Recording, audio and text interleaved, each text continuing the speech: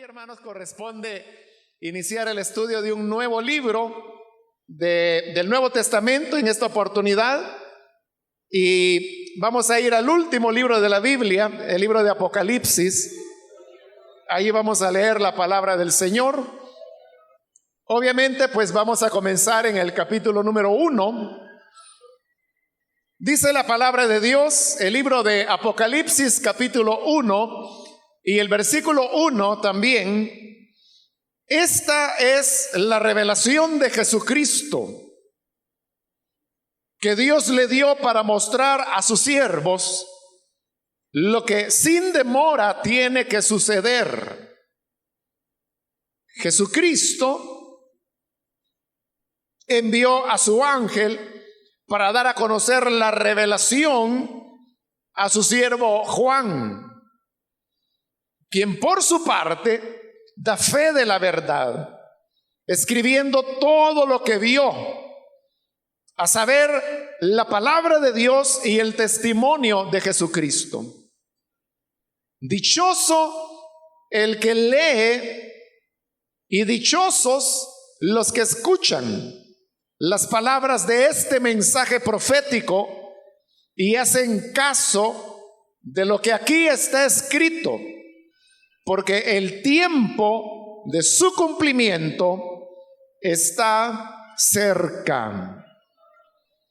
Amén. Hasta ahí vamos a dejar la lectura. Pueden tomar sus asientos, por favor, hermanos.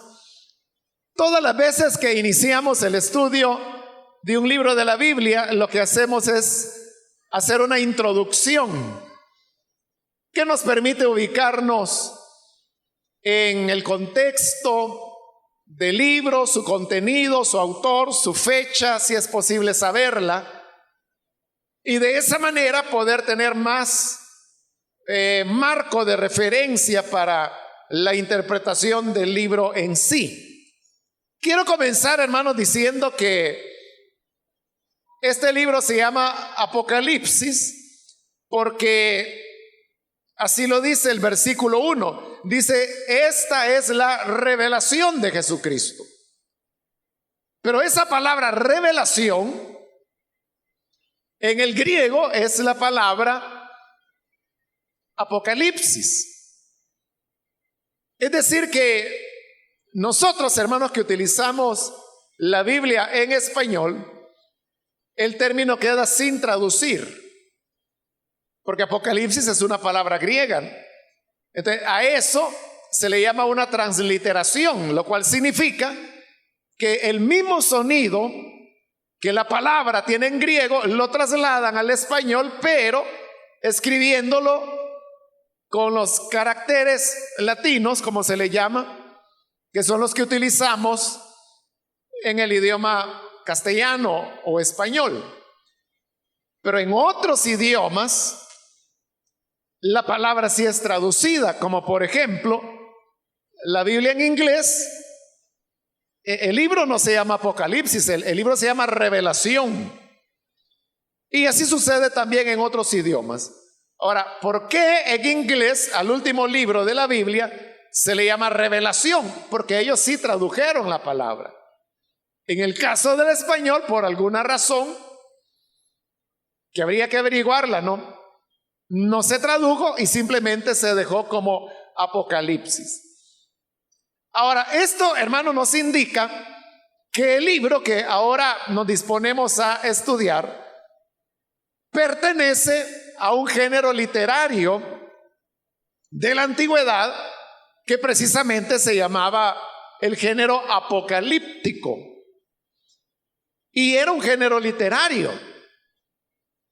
Cuando hablo de género literario, me refiero, hermanos, a aquellas formas que cada idioma tiene para poder expresar ciertos contenidos.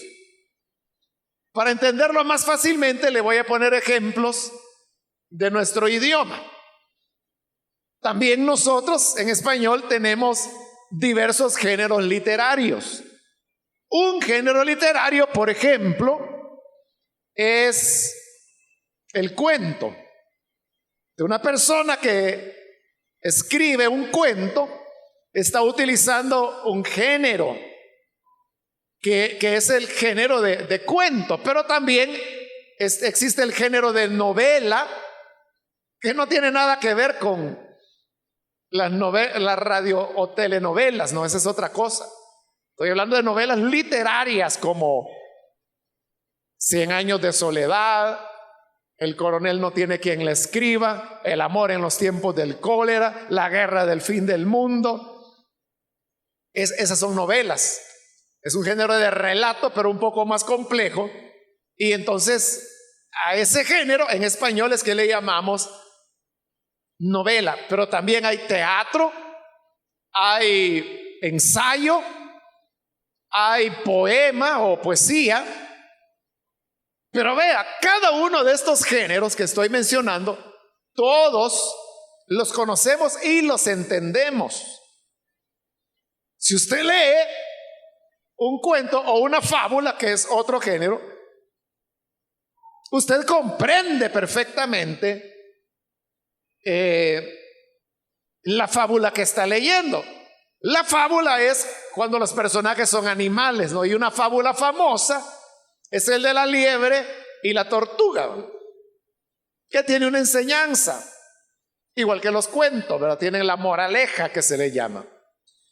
Entonces, si usted lee una fábula, aunque los animales hablan allí, tienen personalidad, toman decisiones, pero le entiende. Igual, pues, si se lee una poesía, bueno, hay todo tipo de poesía, ¿no? Hay poesía que es más libre, aunque no más fácil de entender, y hay otra que es más metódica, lleva más métrica, lleva más forma. El énfasis es la forma. Pero si usted sabe que lo que está leyendo es poesía, usted ya sabe que lo que el autor hará es utilizar figuras poéticas y figuras literarias, que es precisamente lo que le da la hermosura al género de poesía. Pueden haber poesías complejas y que se necesita cierto bagaje cultural para poder entender qué es lo que el autor quiso decir allí. Pero si uno tiene ese bagaje, lo entiende. Y hay poesías que son mucho más sencillas, que no se necesita tener mayor elementos para poder entenderlo. Entonces, de igual manera como hoy nosotros tenemos nuestros géneros literarios, en la antigüedad también habían géneros literarios diferentes a los nuestros y que nos parecen extraños. En la antigüedad, por ejemplo, existía el género que se llamaba vidas, de lo cual, bueno, en el Nuevo Testamento no tenemos ningún libro del género de vidas, pero el más aproximado es el Evangelio, los Evangelios. Porque el género de vida, realmente los Evangelios se basan en el género de vidas. Pero vean, nosotros no tenemos, hermanos, en nuestro idioma un equivalente a eso. De igual manera, el género apocalíptico era un género literario que la gente lo entendía muy bien, así como nosotros entendemos la poesía. El género apocalíptico se originó, bueno, quiero decirle que no solo el libro de Apocalipsis es el único género apocalíptico que tenemos en la Biblia, no. Hay versículos de género apocalíptico que aparecen, por ejemplo, en las cartas de Pablo. Los evangelios contienen varios pasajes que son de género apocalíptico. Pero también en el Antiguo Testamento había, Isaías, por ejemplo, contiene ciertos pasajes de género apocalíptico, aunque en esa época el género no estaba bien establecido todavía, estaba en formación. Pero hay otros profetas que específicamente son Daniel, Ezequiel y Zacarías, que en una buena medida sus libros son de carácter apocalíptico. Ahora, durante la deportación, esto que había sido como los primeros elementos del género apocalíptico de los profetas, se comienza a mezclar con la poesía hebrea. En la poesía hebrea hay elementos literarios con los cuales el poeta podía jugar, como por ejemplo los colores, figuras míticas, como el leviatán, el behemoth, el basilisco. También la numerología, es decir, el hecho de asignarle sentido a los números, eso es parte de la poesía hebrea.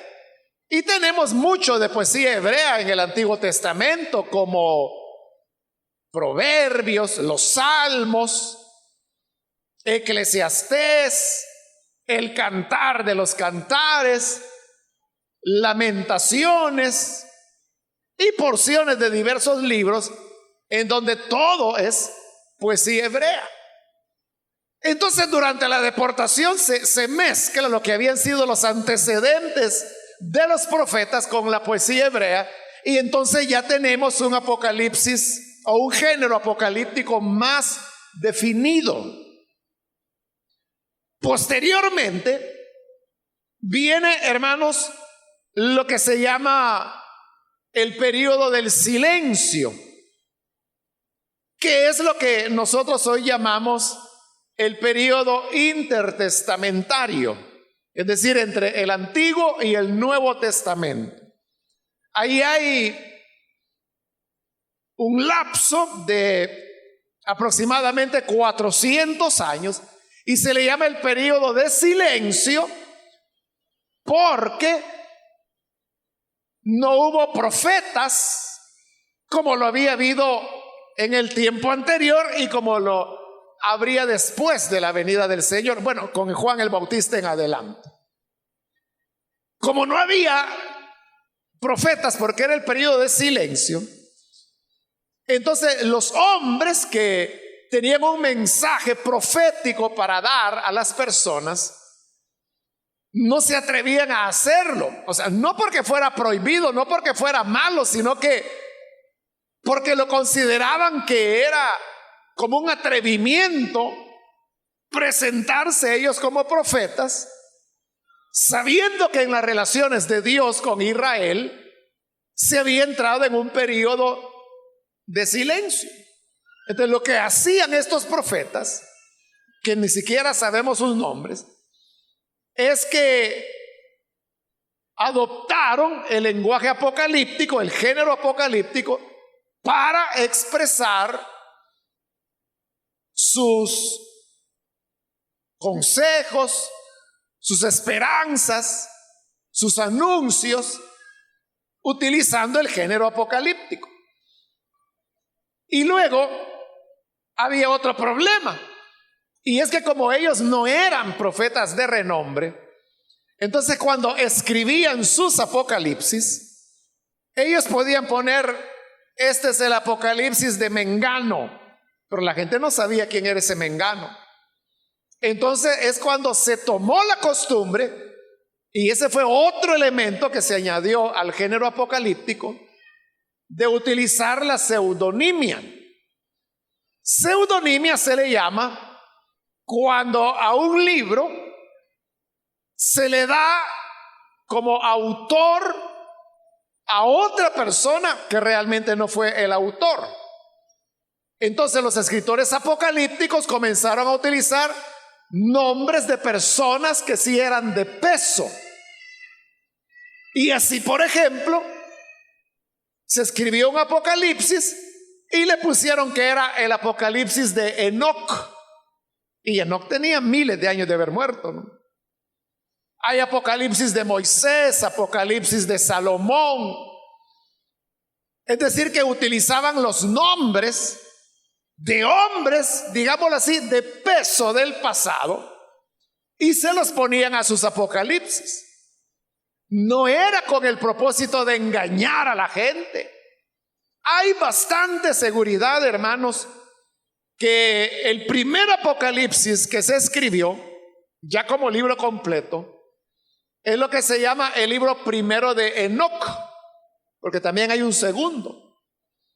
Pero el libro primero de Enoc, fíjese, lleva el nombre de Enoc, un personaje antediluviano. Entonces, no era que el escritor del Apocalipsis de Enoc quisiera engañar a la gente. Yo le voy a poner Enoc para enganchar a la gente y que piensen que fue Enoc el que recibió esto. No era esa la intención. La intención era que lo que él había escrito quería darle valor, validez. Y entonces utilizaba la pseudonimia usando el nombre de un personaje famoso, en ese caso Enoc. Y así es como tenemos Apocalipsis, como ya le dije, el primero de Enoc. Tenemos el Apocalipsis que se llama la Asunción de Moisés. Hay otro Apocalipsis que se llama la Asunción de Isaías. Existe el Apocalipsis segundo de Enoc. Pero no significa que ni Isaías ni Moisés hayan escrito tales apocalipsis, sino que se utilizaba el nombre. Pero el hecho es que a partir de ese momento, el género apocalíptico ya era entendido por las personas. Y era entendido por las personas que el nombre que llevaba ese apocalipsis no era necesariamente la persona que lo había escrito, sino que se usaba el nombre de alguien famoso para validar ese libro. Aproximadamente, hermanos, unos 150 años antes que Cristo viniera, ya el género apocalíptico ya estaba totalmente aceptado y la gente lo entendía. Es decir que si usted lee el Apocalipsis ahora, probablemente encuentre cosas que a nosotros nos pueden parecer ilógicas. Ahí vamos a ver que en el capítulo 5 se nos dice que el Cordero se presentó delante del que estaba sentado en el trono y extendió la mano para que le dieran el rollo del libro. Entonces yo le pregunto, ¿cuál mano tienen los corderos? Los corderos no tienen mano, pero ahí dice que extendió su mano. O habla de seres que estaban cubiertos por ojos, por dentro y por fuera. Bueno, los ojos por fuera uno se puede imaginar, ¿verdad? Un ser lleno de ojos, pero ojos por dentro, ¿para qué pueden servir? Esas cosas a nosotros nos parecen extrañas o sin sentido, pero para los lectores de esos siglos, esos eran elementos claros que comprendían perfectamente. Le pongo un ejemplo. Voy a utilizar una figura poética, una frase poética. Como es poesía, usted lo va a entender. Entonces, si yo digo, veo el atardecer en tus ojos, eso suena muy lindo, ¿verdad? Porque usted dice, qué bonito, ¿verdad? ¿Pero por qué? Porque entiende la figura. ¿Pero por qué la entiende? Porque yo le dije que iba a utilizar una frase poética. Pero si no fuera una frase poética, ¿acaso no sería un disparate lo que estoy diciendo? veo el atardecer en tus ojos. O sea que adentro le ve el sol, las montañas y todo eso. O sea, si así fueran esos ojos, qué feos serían, ¿verdad? Igual usted puede decir, ¿cómo es eso? Seres cubiertos de ojos por dentro y por fuera. A nosotros eso no nos suena, pero a ellos sí, porque Apocalipsis ya tiene 2000 años que fue escrito.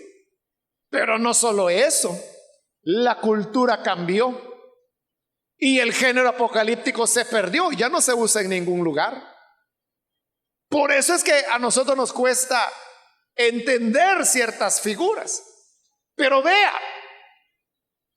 en las figuras uno no tiene que detenerse, porque eso es como que si usted oyera un poema y en el poema usted se fijara en alguna figura y se queda allí y dice, es que esto yo no lo entiendo, ¿por qué dice así? 2 alas, ¿quién tuviera 2 alas para el vuelo? Y usted se puede quedar trabado en el hecho de que, ¿y por qué 2 alas? ¿Por qué dice 2 alas? ¿Qué será, avión? Y si usted se queda ahí dando vuelta con las 2 alas y las 2 alas o las 2 alas, no va a pasar de ahí. Lo que usted tiene que hacer es agarrar la idea del poema. Igual es con el Apocalipsis y con todo el género apocalíptico. Ahora, no solamente están los apocalipsis que se escribieron en el Antiguo Testamento, hay apocalipsis que se escribieron en el Nuevo Testamento. Y de hecho se escribieron varios apocalipsis escritos por cristianos, pero de todos ellos solo uno quedó en la Biblia, que es el que tenemos acá. Pero existe el Apocalipsis de Pablo, el Apocalipsis de Bernabé, el Apocalipsis de Tomás, el Apocalipsis de los 12 patriarcas, el Apocalipsis de los hermanos civilinos, así se llama otro. Es decir, hubo varios apocalipsis, así como se considera que se escribieron 22 evangelios. Pero esos 22 solo 4 quedaron dentro del canon de la escritura. Entonces, igual de una gran cantidad de apocalipsis que se escribieron, solo uno quedó, que es el que tenemos acá. Entonces, lo que le quiero decir, hermanos, con todo esto, es que para los cristianos de los primeros siglos, el Apocalipsis no era un libro difícil de entender. Lo entendían perfectamente. O aquellos que dicen, es que el Apocalipsis es un libro que se escribió en clave para que los romanos no lo entendieran. Eso es mentira. Eso era mentira.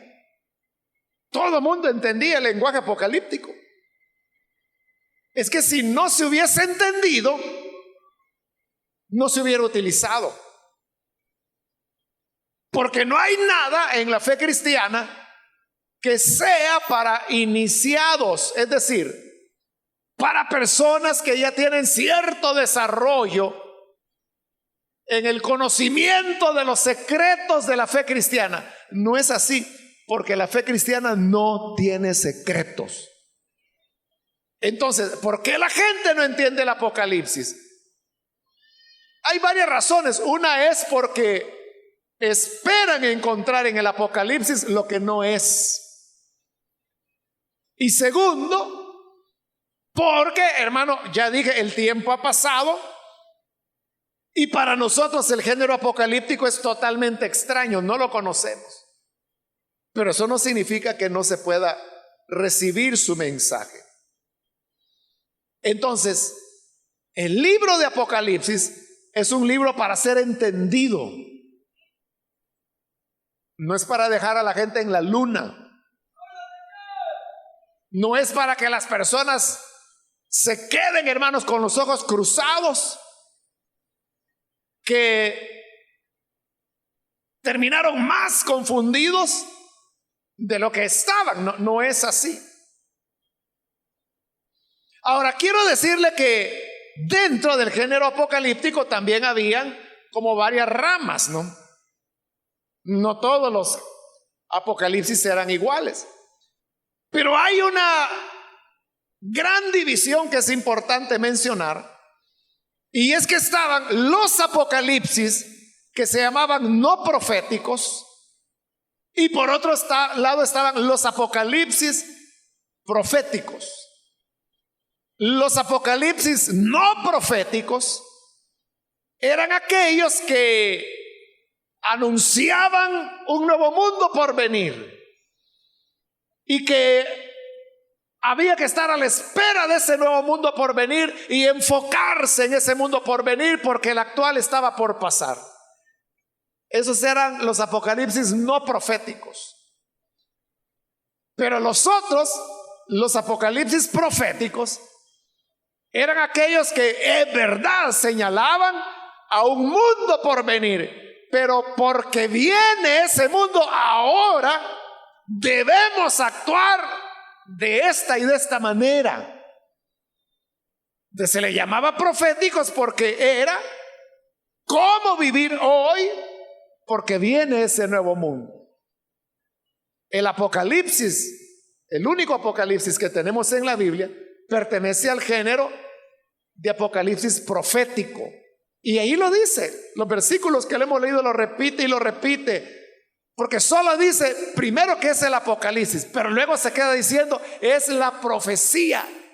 Los que oigan las palabras de esta profecía, te está insistiendo que es profecía. Es un apocalipsis profético.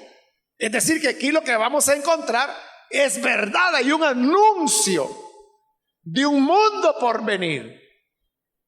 Pero porque viene ese mundo tenemos responsabilidades éticas que debemos vivir ahora mientras este mundo todavía no termina.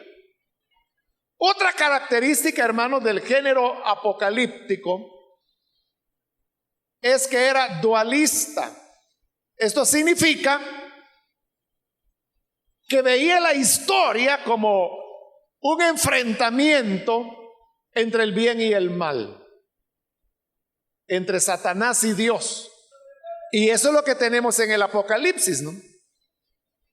Es una batalla permanente entre los dos testigos y el falso profeta. Hay un Cristo, hay un anticristo. Hay un Dios, hay un Satanás. Y hay batallas en los cielos, en Armagedón. Es el bien y el mal luchando. Esa es una característica del género apocalíptico, el dualismo.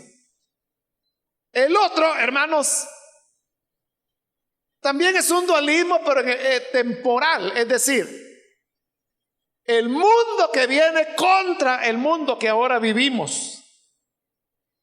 Y en donde el mundo actual se presenta como lleno de calamidades, dolor, sufrimiento, pero viene un nuevo mundo donde ya no habrá más dolor ni sufrimiento. Hacia eso vamos.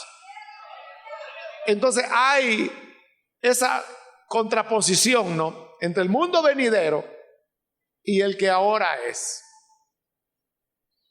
Bueno, eso, hermanos, quizás podríamos aquí pasar semanas hablando de los géneros, del género apocalíptico, pero lo dejo hasta ahí. Ahora, hablando ya propiamente de este apocalipsis que tenemos en la Biblia,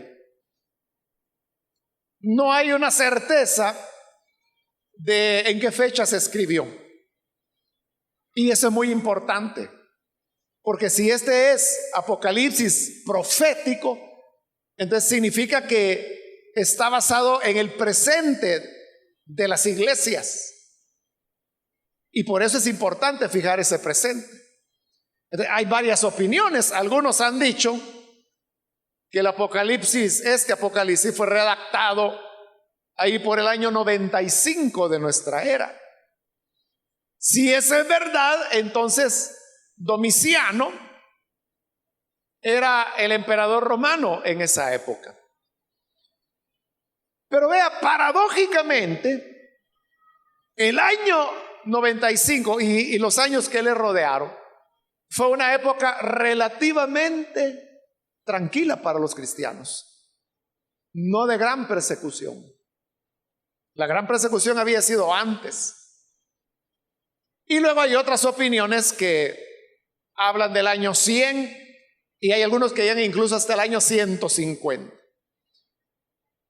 Es difícil poder decir exactamente la fecha en que se escribió. Pero si se acepta la fecha del año 95, que es como bastante tradicional, eso nos lleva de inmediato al otro tema, que es el autor. Entonces, ¿quién es el autor? Es evidente que allí dice, en el versículo 4 mismo lo dice, y en el 9 lo va a repetir, y al final del Apocalipsis otra vez lo reitera, que el autor es alguien que se llama Juan. Pero ¿quién es ese Juan? La tradición nos ha enseñado que este Juan es Juan el apóstol, al que se le atribuye el evangelio que lleva su nombre, la primera, segunda y tercera carta de Juan, y también el Apocalipsis. Pero ahí se entra en un problema, y es que si el Apocalipsis fue escrito en el año 95, que es la fecha más temprana, o una de las más tempranas, ya no era posible que Juan estuviera vivo. Ya había muerto. Ese es un elemento. El otro elemento es que en el Apocalipsis se menciona a los 12 apóstoles y no hay ninguna insinuación del autor que diga que él era uno de esos 12. Otro aspecto más es que tampoco este Juan en ningún momento dice que él sea apóstol o que sea obispo, nada de eso, o presbítero, nada.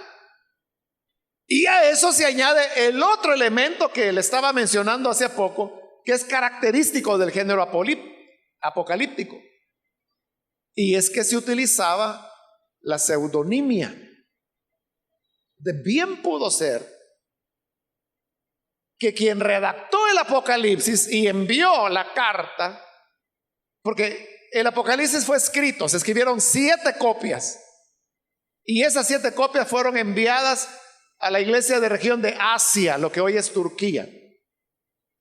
Pero esa persona que escribió un Apocalipsis sabía que parte del género apocalíptico era la pseudonimia, utilizar el nombre de algún famoso, y por eso pudo haber utilizado el nombre de Juan, refiriéndose a Juan el apóstol.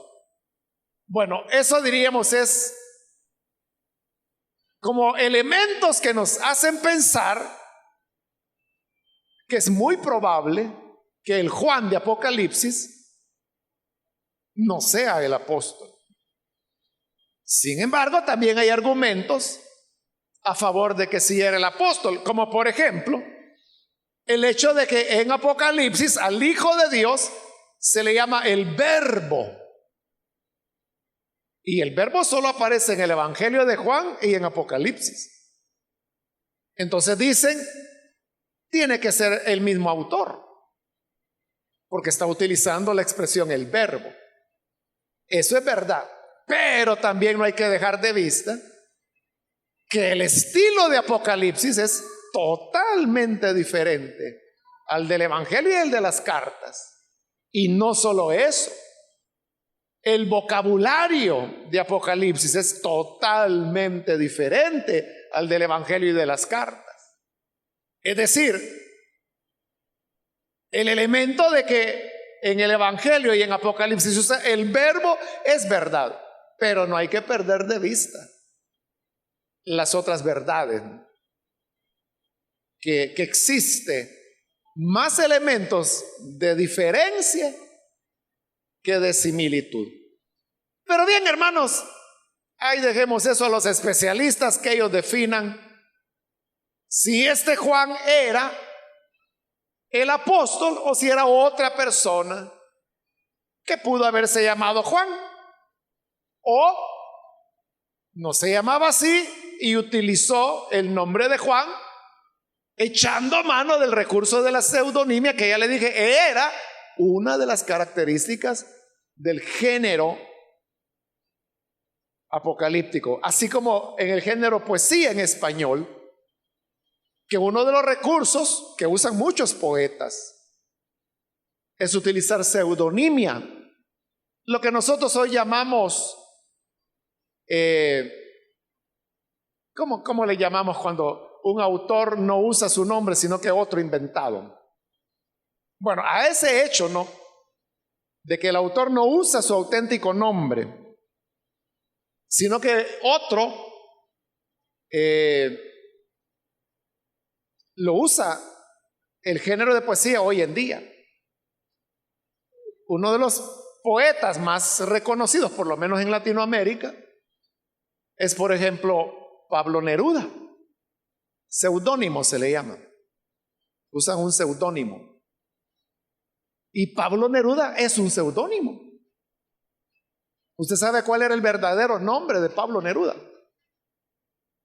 Fíjese que Pablo Neruda es tan famoso que la gente no cree que es el verdadero nombre de él, y era su seudónimo. El verdadero nombre de Pablo Neruda fue Neftalí Reyes. Ese es su auténtico, ¿no? Y así ha ocurrido, hermanos, con otro. Bueno, recuerdo un caso de un poeta que su seudónimo era de una mujer, utilizaba un seudónimo femenino, y todo el mundo pensaba que era una poetisa y era un hombre. Y no era porque él fuera homosexual ni nada de eso, simplemente era su seudónimo. Así como es muy normal, tan normal, ¿verdad?, que quizá a usted le sorprende que Pablo Neruda no se llamaba Pablo Neruda, ¿no? Igual que Claudia Lars, ese es un seudónimo. Claudia Lars no se llamaba Claudia Lars, ese es el seudónimo de ella. El auténtico nombre de ella era Claudia Bragnon de Samayoa. Ese es su verdadero nombre, pero todo el mundo la conoce como Claudia Lars, ¿verdad? Así como usted dice, bueno, yo no sabía eso, igual, pero no le extraña, ¿no? Y tampoco dice, ay, qué bárbaro, ese Neftalí me enganchó. Me dijo que Pablo se llamaba y era Neftalí, y me dijo que Neruda era su apellido y es Reyes. Pero como es un poeta, entonces usted lo recibe, ¿verdad? O lo cambian, como ese autor salvadoreño, ¿verdad?, que se ponía Álvaro Méndez Desleal, pero ese es su seudónimo, porque el nombre real es Álvaro Menéndez Leal. De lo que él hacía era que quitaba la última sílaba de Menéndez y se la pegaba a Leal, entonces quedaba Desleal, ¿verdad? Méndez Desleal era su seudónimo. Bueno, hermanos, pero así como no nos molesta a nosotros, ni nos ofende, ni nos sentimos engañados por eso, porque es muy, muy usual en los poetas, de igual manera en el género apocalíptico era la costumbre utilizar la pseudonimia. Entonces realmente no es importante, pero como no hay una seguridad que si era Juan el apóstol u otro Juan, nosotros llamémosle Juan de Patmos, ¿verdad?, porque era un hecho que estaba en Patmos. Bueno, ya con eso, hermanos, creo que podemos entrar al Apocalipsis, a esta introducción que es el prólogo del Apocalipsis. Quiero decirle que el Apocalipsis fue escrito, y cuando ya estaba escrito, Juan de Patmos le añade el capítulo 1. Porque en el capítulo 1 él está ya mencionando cosas que va a describir después. Entonces él escribió, por decirlo así, digamos, Apocalipsis comienza en el capítulo 2 y lo escribió hasta el 22. Cuando ya lo tenía terminado, escribe el capítulo 1, que a su vez tiene un prólogo que es el que acabamos de leer en estos primeros 3 versículos. Pero dice el versículo 1: esta es la revelación de Jesucristo. Entonces cuando dice revelación, está utilizando la palabra apocalipsis. Este es el apocalipsis de Jesucristo que Dios le dio para mostrar a sus siervos lo que sin demora tiene que suceder. Entonces, apocalipsis es revelar. Por eso es que ahí lo dice, la revelación. Apocalipsis significa dar a conocer, descubrir, destapar. Esa es la idea de Apocalipsis. Y por eso yo le decía, Apocalipsis es un libro para ser entendido. Hay gente que aquí en la mente tiene metido que Apocalipsis es sinónimo de desastre. Y cuando se les dice Apocalipsis, ven edificios cayéndose, ven el mar saliéndose de sus límites, ven terremotos, ven la bestia y todo lo que la imaginación les pueda meter. Pero Apocalipsis significa dar a conocer. El Apocalipsis no es un libro para confundirse, es para conocer. El Apocalipsis no es un lenguaje para que no entendamos, al contrario, es para que lo entendamos. Y lo más importante, hermanos, el propósito del Apocalipsis no es meternos miedo. El Apocalipsis tiene como propósito darnos esperanza. Algo, hermanos, tiene que estar mal en cómo la iglesia interpreta el Apocalipsis cuando lo que la gente siente es miedo. Porque si el propósito del libro es dar esperanza, ¿cómo es que está produciendo miedo? O sea, la única explicación que puede darse es que el Apocalipsis está siendo mal enseñado. Yo conozco hermanos, hermanas que me han dicho, hermano, yo el Apocalipsis no lo leo. Uy, a mí me da miedo, mejor no lo leo. ¿Y cómo es que le va a dar miedo un libro que Dios nos lo dio para que tengamos esperanza? El Apocalipsis es la historia por adelantado del triunfo final del reino de Dios, del triunfo del bien sobre el mal. Es la historia anticipada de la derrota del pecado, de la muerte, de la enfermedad, de Satanás y sus demonios. Entonces, ¿por qué nos va a dar temor eso? Al contrario, debe llenarnos de alegría, de esperanza, que es con ese fin que el libro de Apocalipsis se nos dio. Entonces, la revelación, el darnos a conocer de Jesucristo. Y dice que Jesucristo la envió, esta revelación, a su ángel para dar a conocer la revelación a su siervo Juan. Ahí aparece Juan de Patmos. Más adelante él se va a presentar. Pero entonces vea, Dios quiere revelar la esperanza, se le entrega a Jesucristo. Jesucristo destapa, revela, hace el apocalipsis de esa verdad y se le entrega a un ángel. El ángel viene y se le entrega a Juan. Juan le escribe y nosotros la leemos y recibimos esa esperanza que viene desde Dios. Ese es el camino que he venido recorriendo. Y este Juan, versículo 2 dice, por su parte, da fe de la verdad, escribiendo todo lo que vio. Es decir, Juan dice, yo voy a escribir lo que vi, lo que Dios me mostró, lo voy a escribir. Y lo escribe utilizando género apocalíptico, ¿no? La palabra de Dios y el testimonio de Jesucristo. Como dice que este es el apocalipsis que Dios le entregó a Cristo, y Cristo al ángel y el ángel a Juan y Juan a nosotros. Es la revelación de Jesucristo. Entonces dice Juan, yo voy a decir la verdad, contaré lo que vi.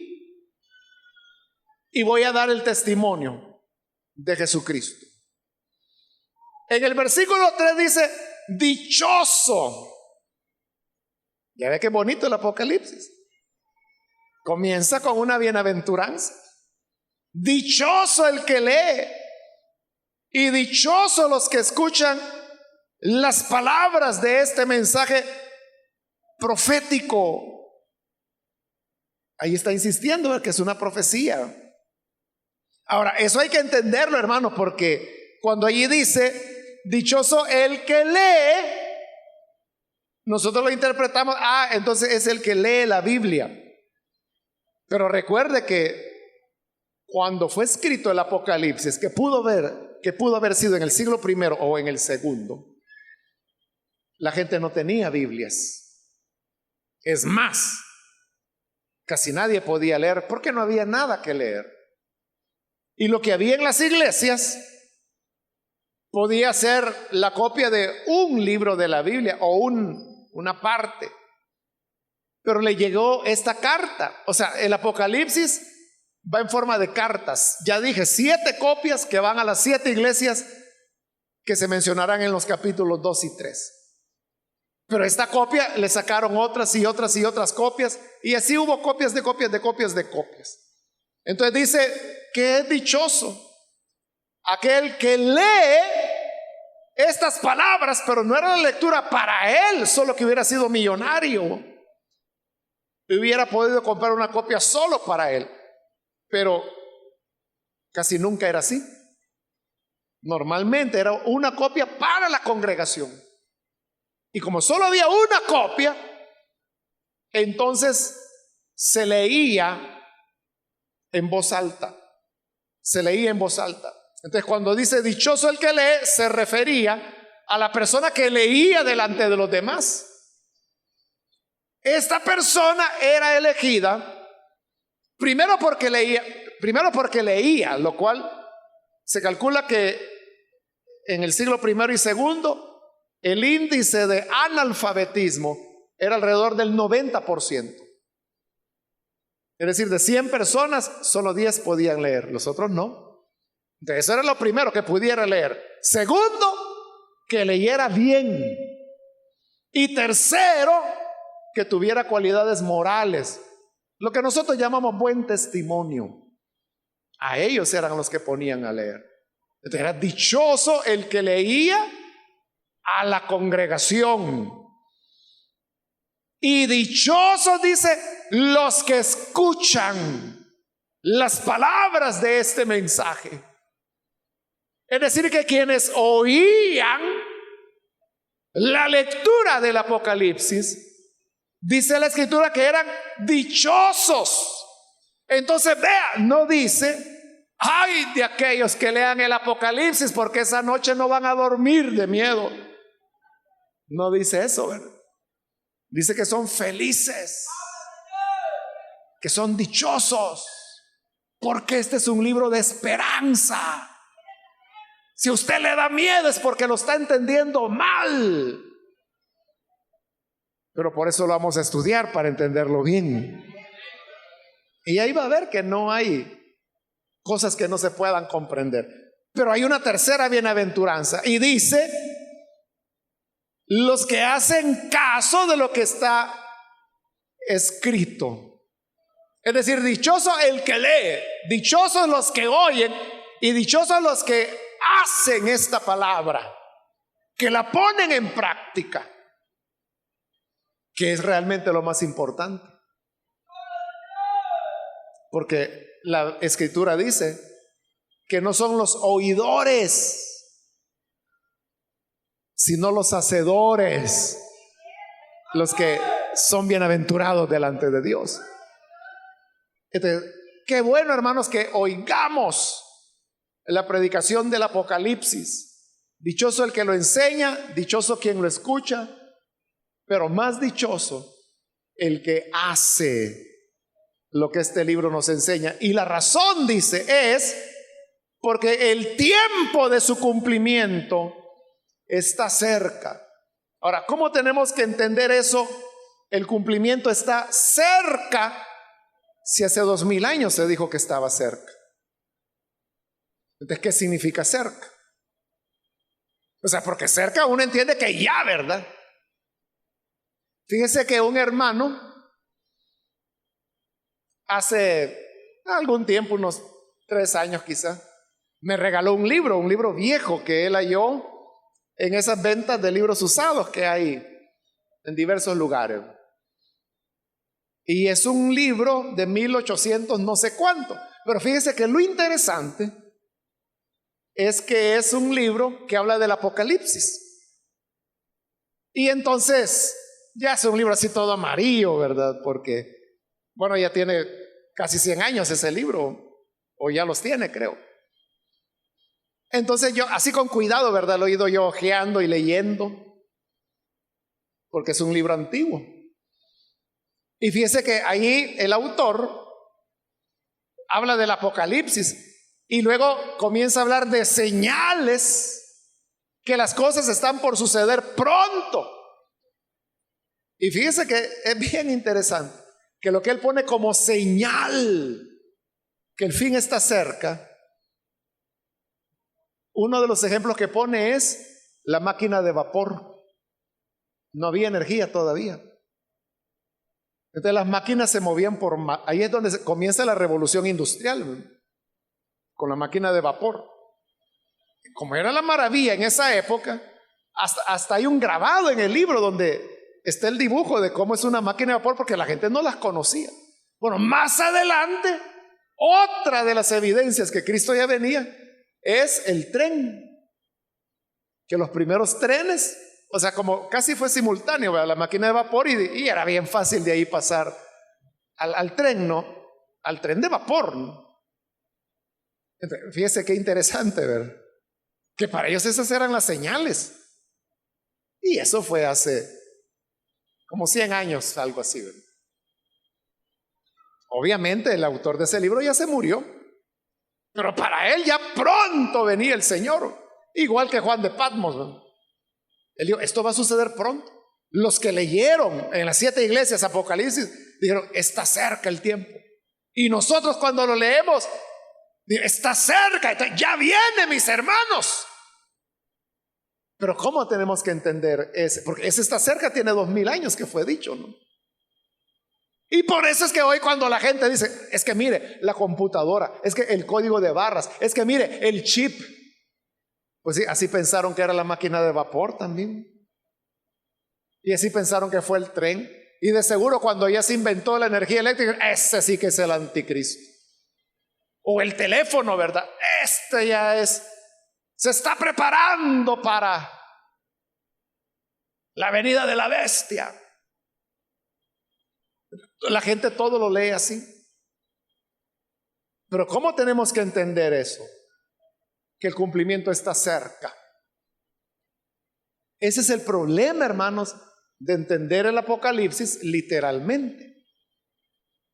El mensaje que el género apocalíptico nos quiere dar es: debemos estar preparados para la venida del Señor y para el advenimiento de la nueva era, del nuevo mundo, que al final se va a describir, el nuevo cielo, la nueva tierra, la nueva Jerusalén, que descenderá a la tierra. Ese es el mensaje. Y que si va a ser hoy tenemos que estar preparados. Si será dentro de un año tenemos que estar preparados. Si será dentro de 300 años, que nuestros tataranietos estén preparados. Entonces esa expresión, el cumplimiento está cerca, tiene vigencia siempre, en todos los tiempos. Siempre está cerca. Hoy está cerca, como estuvo en 1980, estuvo cerca. Hoy está cerca, mañana estará cerca, pasado estará cerca, dentro de un año estará cerca, dentro de 10 años, si el Señor no ha venido, estará cerca, dentro de 20 años estará cerca, dentro de 90 años estará cerca. Siempre estará cerca. Porque no está hablando en términos de horas o de días calendario. Está hablando en términos de preparación. Por eso, dichosos los que enseñan del libro, los que escuchan la enseñanza y los que ponen en práctica lo que ahí dice, porque el tiempo está cerca, porque siempre está cerca. Amén, hermanos. Bien, vamos a dejarlo hasta ahí y continuaremos en la próxima oportunidad. Cerremos nuestros ojos.